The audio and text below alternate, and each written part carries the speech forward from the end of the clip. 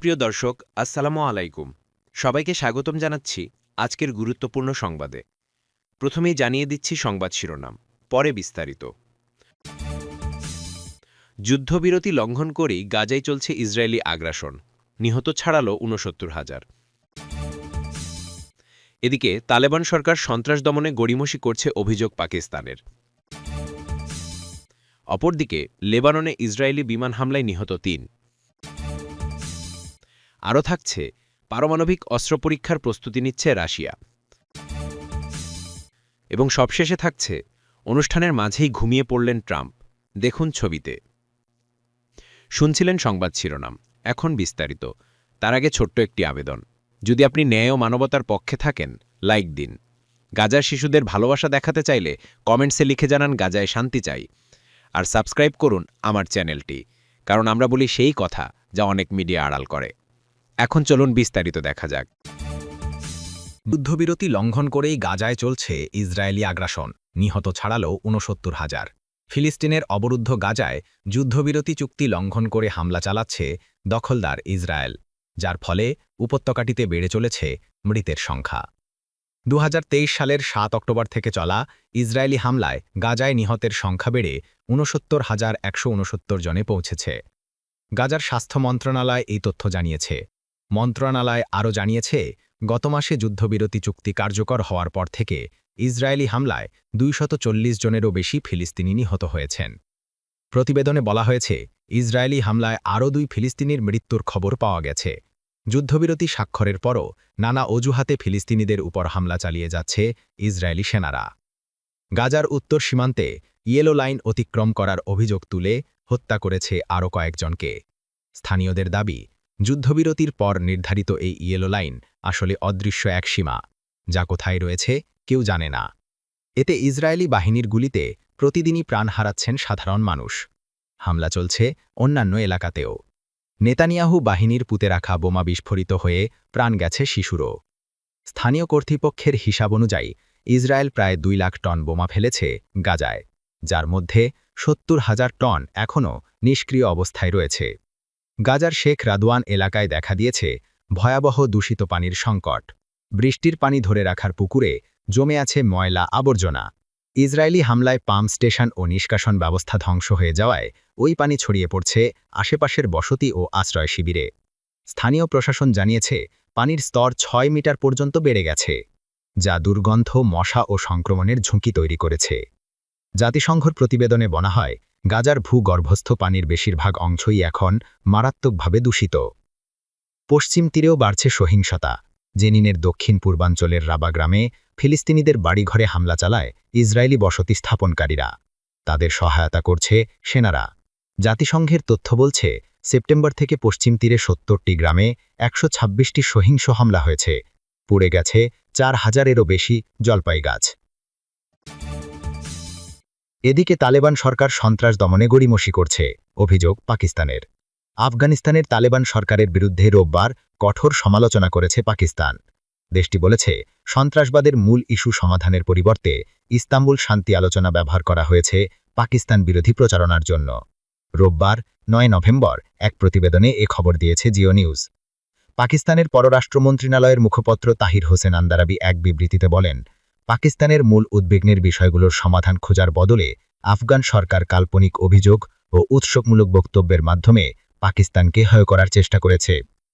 তুরস্ক ও কাতারের মধ্যস্থতায় অনুষ্ঠিত পাকিস্তান আফগান শান্তি আলোচনা ভেঙে পড়েছে, যদিও দুই প্রতিবেশীর মধ্যে যুদ্ধবিরতি এখনও বহাল রয়েছে। ৭ নভেম্বর প্রতিরক্ষামন্ত্রী খাজা আসিফ জিও নিউজকে বলেন, আলোচনা স্থগিত করা হয়েছে। চতুর্থ দফার কোনো কর্মসূচি নেই। সম্পূর্ণ অচলাবস্থা বিরাজ করছে।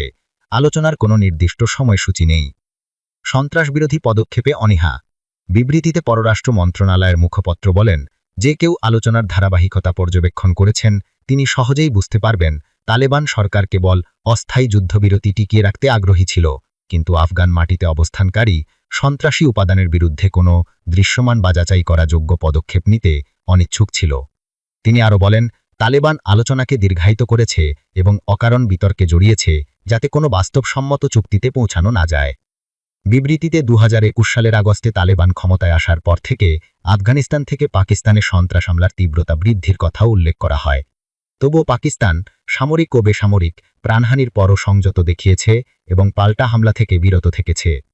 পাকিস্তানের প্রত্যাশা ছিল তালেবান সরকার টিটিপি, এফএকে ও বিএলএএফএইচ গোষ্ঠীগুলোর উপর নিয়ন্ত্রণ প্রতিষ্ঠা করবে এবং তাদের বিরুদ্ধে কঠোর পদক্ষেপ নেবে। মানবিক সহায়তা দিয়েও প্রতিদানহীন। বিবৃতিতে বলা হয়, পাকিস্তান আফগানিস্তানে স্থিতিশীলতা আনতে বাণিজ্যিক সুবিধা, মানবিক সহায়তা, শিক্ষা ও চিকিৎসা ভিসা প্রদানসহ বিভিন্ন উদ্যোগ নিয়েছে এবং জাতিসংঘের সম্প্রদায়কে তালেবান সরকারের সাথে গঠনমূলকভাবে যুক্ত হতে আহ্বান জানিয়েছে। কিন্তু তালেবান সরকারের প্রতিক্রিয়া ছিল শূন্য প্রতিশ্রুতি ও নিষ্ক্রিয়তা।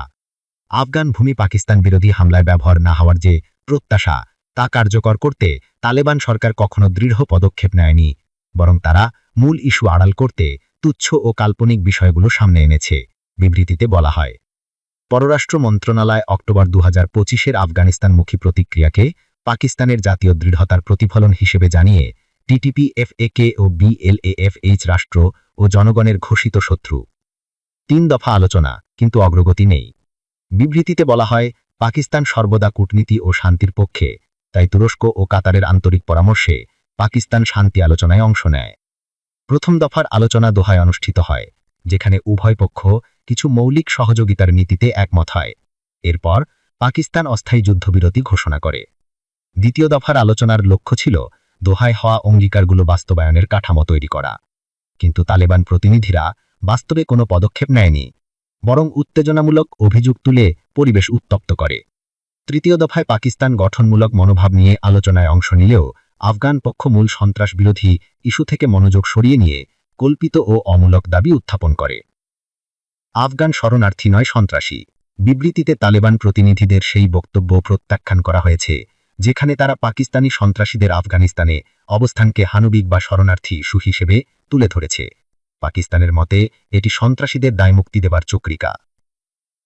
পাকিস্তান জানিয়েছে, আফগানিস্তানে থাকা পাকিস্তানি নাগরিকদের তারা গ্রহণ করতে প্রস্তুত, তবে শর্ত হল তাদের নির্ধারিত সীমান্ত পথ টরখাম্বা চামান দিয়ে হস্তান্তর করতে হবে। অস্ত্রসজ্জিত অবস্থায় সীমান্ত অতিক্রম করতে দেওয়া হবে না। তালেবানের ভেতরে বিভাজন। বিবৃতিতে বলা হয়, তালেবান সরকারের ভেতরে এমন কিছু অংশ আছে যারা পাকিস্তানের সঙ্গে সংঘর্ষ চায় না, তবে বিদেশি প্রভাবিত একটি শক্তিশালী লবি পাকিস্তান বিরোধী উত্তেজনা উস্কে দেয়। নিজেদের সরকারকে ঐক্যবদ্ধ রাখতে এবং বৈধতা অর্জনের লক্ষ্যে তালেবান প্রশাসনের কিছু অংশ পাকিস্তান বিরোধী সন্ত্রাসী গোষ্ঠী ও তাদের মদতদাতারা পাকিস্তান বিরোধী প্রচারণাকে কার্যকর হাতিয়ার হিসেবে ব্যবহার করছে।